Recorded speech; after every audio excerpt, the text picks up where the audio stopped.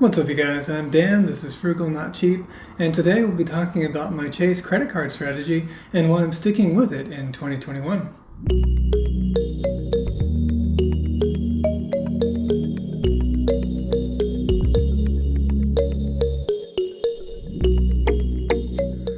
My main credit card strategy is what's called the Chase Trifecta.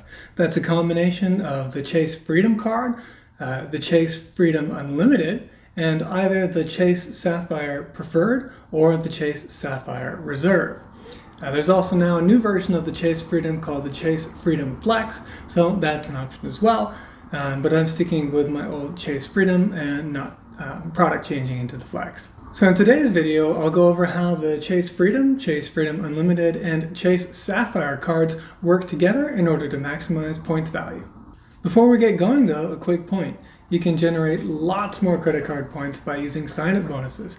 Finding a card that offers a big sign-up bonus for a certain amount of spend within the promotion period, and then finding ways to reach that spend, which, gift cards and other kinds of strategies. We can talk about that more in another video. We'll do a deeper dive into that. But suffice to say, you can get a lot more points that way when you're just kind of building up your credit card portfolio.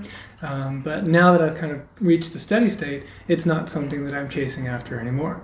Okay, now let's talk about the Chase Trifecta. First, I'll begin talking about the Chase Freedom Unlimited, then we'll go over the Chase Freedom Card, and finally the Chase Sapphire Reserve. And then we'll look at some of my spending from last year and see how much value I'm generating from this strategy. So for the Chase Freedom Unlimited, there is no annual fee. They've added some things since I first got the card, which are 5% on travel, I think, through the portal, 3% cash back on dining, and 3% on drugstores. But this isn't really what I'm interested in. I'm able to generate more points value using other things. Generally, the Chase Freedom Unlimited card to me is just kind of the catch-all for anything that doesn't fit into some category where I can generate more value. So for instance, my Bank of America Cash Rewards card earns 3% on the chosen category. I've chosen online shopping, so I run all my Amazon purchases through there. And then if you have different levels of relationships with Bank of America, you can get a points bonus. In my case, because I have a Merrill Lynch cash management account, I get a 25% bonus on those points, making it 3.75% on all of my online shopping, including Amazon. So that's a way better way to go than the Chase Freedom Unlimited. But again, really anything that's not in one of the categories I have a higher earning potential on, then that's what I use the Chase Freedom Unlimited for, and it earns 1.5% on all those purchases. Then we've got the Chase Freedom, and again, there's the new version called the Chase Freedom Flex. But the point of this card is that it gives you 5% cash back on rotating categories. In 2021, those categories were things like wholesale clubs and internet and some streaming services in the first quarter, then gas stations and home improvement in the second quarter, and grocery stores, but not including Target and Walmart, and also some select streaming services in the third quarter.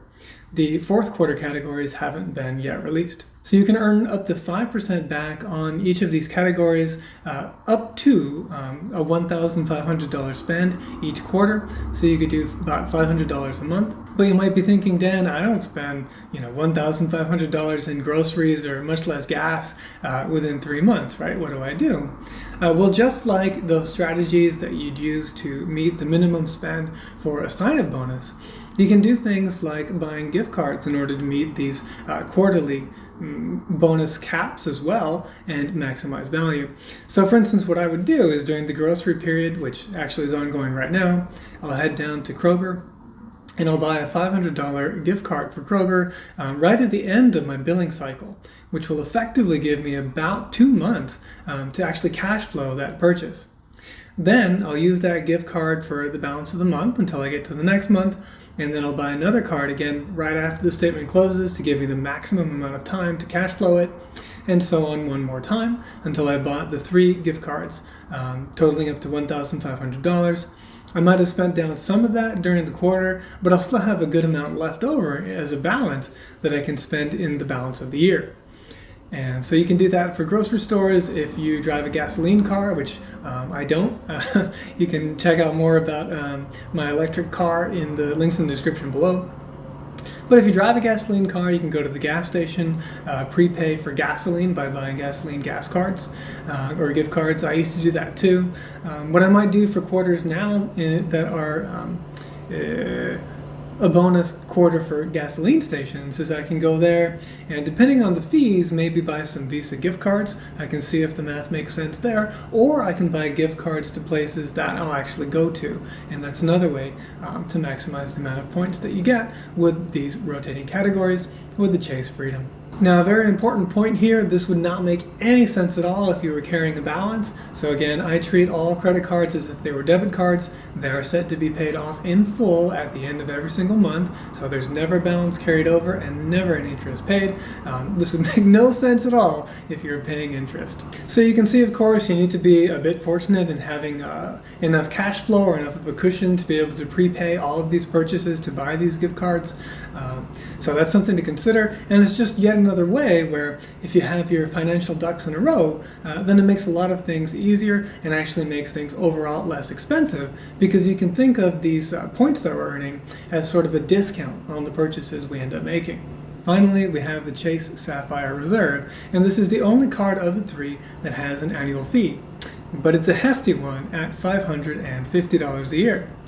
There is another version of the card, kind of one tier down. It's called the Chase Sapphire Preferred, and that has a fee of only $95.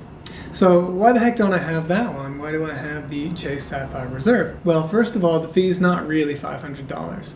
You get a $300 travel credit. So the first $300 you spend after you get charged that fee, you get credited right back as long as you use them for travel. And it's very permissive. This includes everything from tolls and parking to hotels and airlines. So it's really easy to spend those $300. Obviously, it's a travel card, so I'm going to be traveling, and that's why it works very well for me. And it cuts the effective annual fee down to $250. It used to be just $150, as the fee was $450 previously, but even with a $250 effective fee, this card is still worth it for me, and we'll see why in just a moment. So this is really the main point of the Chase Trifecta strategy, is that you can combine points or move points from one card to another. So I can take all of the points that I earned with the Chase Freedom Unlimited, that was the 1.5%, and I can take all the points that I earned using the Chase Freedom card, those were the 5% bonuses, over to my Chase Sapphire Reserve card. And as long as I redeem them through the portal for travel, there is a 50% bonus, right? So that takes the 5% up to 7.5%. It takes the 1.5% up to 2.75%, right? So it's a significant difference when we can apply these bonuses. Now, if I were using the Chase Sapphire Preferred, sure, I would have a $95 annual fee, which is much less, but the bonus in this case is only 25% on your points. Last year, in 2020, I earned just over $770 in credit card points. Of those points, $490 were earned using the Chase Trifecta. Using the Chase Sapphire Preferred card, I could get a 25% bonus, or about $122.50. But with the Reserve card, I get a 50% bonus, or $245, meaning I could spend $735 towards flights or hotels using the Chase Travel Portal. This $122.53 difference between the Sapphire Preferred and the Sapphire Reserve already makes up a big part of the difference in the effective annual fees. If you remember, we had an effective fee of $250 versus $95. That's a difference of $155. So after the 25% extra bonus on the points, then we're only short by $32.47. And the perks of the Chase Sapphire Reserve card over the Preferred card more than make up for that.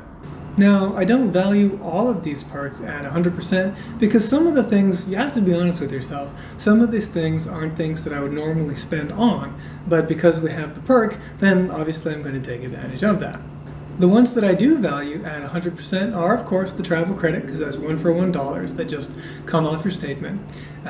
Also the points bonus of 50%, because, well, that's also $1 as a discount when I buy my plane tickets. And finally, the lift I'd either be using Lyft or Uber to get to the airport anyway, because then I can just leave my car here and not have to pay for parking at the airport, which would be silly, right?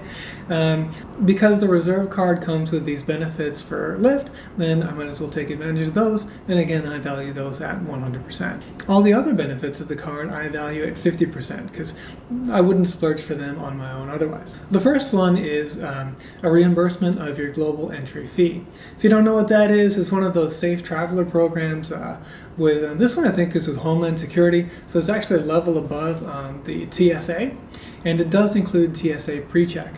So it gives you very quick customs internationally, and it gives you again TSA PreCheck, so you can have the less stringent security measures and shorter lines and all that stuff. So it's a really nice perk, and really nice that it gets reimbursed by Chase. But again, I don't know if I would spring for it otherwise, so I value that at 50%. Then there's my favorite, which is the Priority Pass Lounge Access. So this one, again, I value at 50%. It's a $99 a year is kind of what it costs, but I think the benefit is actually really, really big. So I love being able to, say, take a shower in a lounge. I also save a lot of money on food when I'm traveling because I'm not, buying food at wherever I might in the airport, which, those prices are already very inflated. Instead, I'm going to the lounge and getting free food that's included. Or in some cases, Priority Pass will actually give you a certain amount of credit at a restaurant, and you can, get your food for free there as well. So really, really good way to go. And I'm being conservative here in my estimates, but actually I think I derive quite a ton of value with the Priority Pass lounge access, especially if I've got guests. So you're allowed to bring up to 2 guests. And so once I got to take my mother and father to a lounge, and we all got to have, some refreshments and some food. And, I think that was a really, really good value proposition right there. And then you also get $60 in DoorDash credit. I probably, I don't really eat out all that often. Certainly don't have food delivered all that often. I probably would never have food delivered at all if I didn't have this perk. So again, I value it at 50%. But it is nice if I have some friends over, then we can order some food. Finally, there's also roadside assistance, and so that's included with the card and saves me from getting a AAA membership. So that's pretty nice, also valued at 50%. So overall, the total value of the Chase Sapphire Reserve card to me is just over $700 based on a $490 in base credit card rewards points generated per year. Net of the $550 membership fee, that's over $150 in value just from the Chase Sapphire Reserve.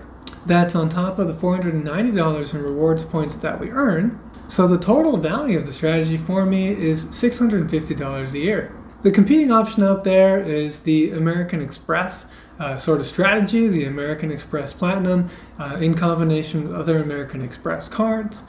But for me, it just doesn't make sense. I've looked at the kinds of credits that are provided by the American Express Platinum card, and they're just things that I don't value at all. One of them, for instance, is $100 in Saks Fifth Avenue credit. I'm not going to buy anything from them, right? I wouldn't want to be sort of forced to do that. Another one I think is Uber and Uber Eats, but it's like a monthly thing. I don't know. It's just not something I'd reliably be using all the time. So in general, yeah, I just didn't find those credits to be very useful. Even the airline credits, they're airline fee credits. It's not nearly as flexible as with Chase, where you can pay for the ticket itself or even lodging and stuff like that. Yeah, the airline fee credit there from Amex is not nearly as good. So not a strategy for me. And on top of that, you've got the fact that American Express isn't accepted in all the places that Visa is. Now, maybe here in the US, it's not as much of a problem. But there are still some places that don't like Amex just because they charge the highest merchant fees. Visa is much, much cheaper in terms of merchant fees, and MasterCard is even cheaper than that. But abroad, is the point is that you'll find Visa's accepted much more widely than American Express, and that's another big point in favor of the Chase Trifecta. So that's my strategy. That's the Chase Trifecta, and I think it works very, very well for me. $650 for very little work, and then being able to have a much more relaxing and just good travel experience, you know, having the TSA pre-check and the global entry, so shorter lines, not having to do the shoes and all that kind of thing, and then being able to go by the lounges once I'm in there, taking a shower, getting some nice coffee, ice cream, food, maybe sleeping a little bit, you know, if there's time. Just the whole experience is much, much better having this card. Then it has all the protections for your purchases. It's got, you know, like trip delay insurance, it's got baggage insurance, the roadside assistance. So overall, just I think it's a great card. Bummed a little bit. They raised the annual fee from 100, you know, the effective annual fee from 150 to 250 bucks, but still totally worth it even now, and really, really happy with it. So hope you found this video helpful. If you did, hit the like button and consider subscribing. Really helps out the channel.